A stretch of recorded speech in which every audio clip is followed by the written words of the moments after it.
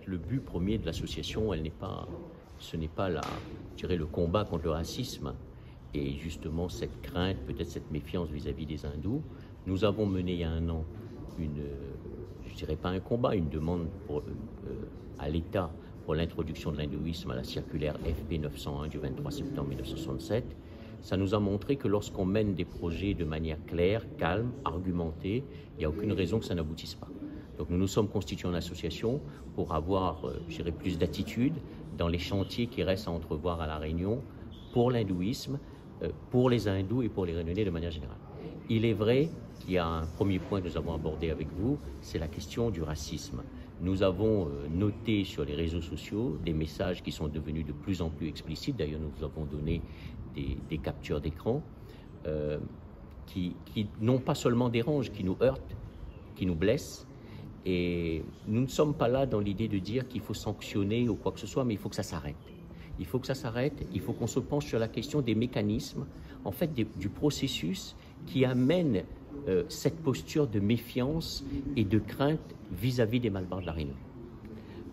Il y a un amalgame, vous savez, qui est parfois entretenu, c'est entre hindouisme et indien.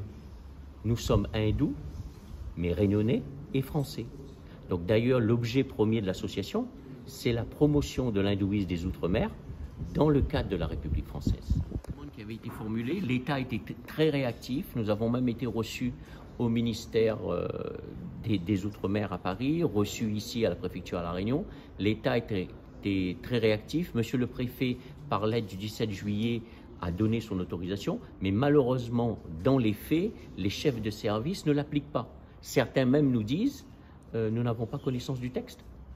Il y a parfois un échange verbal avec les chefs de service qui dissuadent les agents à poser leurs demandes et finalement ne sollicitent même pas l'autorisation d'absence.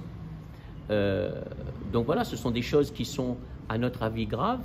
C'est encore peut-être de la méfiance, je ne sais pas, mais aujourd'hui, les agents, ils se sont informés, ils sont au courant de la lettre, ils connaissent le contenu de la lettre du préfet et sont en train de s'installer la méfiance, l'incompréhension et la frustration.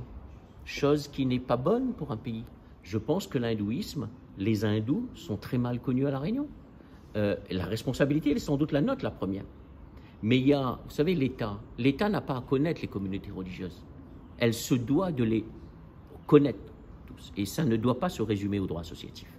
Et là, il y a un rôle à la fois des élus pour porter notre voix plus au sommet de l'État. Mais bien souvent, malheureusement, ce qu'on dit de nous, moi je l'entends, mais je ne comprends pas.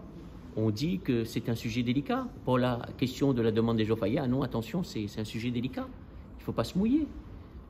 Mais moi, on m'a toujours appris depuis mes cours de primaire que nos politiques forment l'élite et l'élite doit être en mesure de déjouer et de dénouer les problématiques.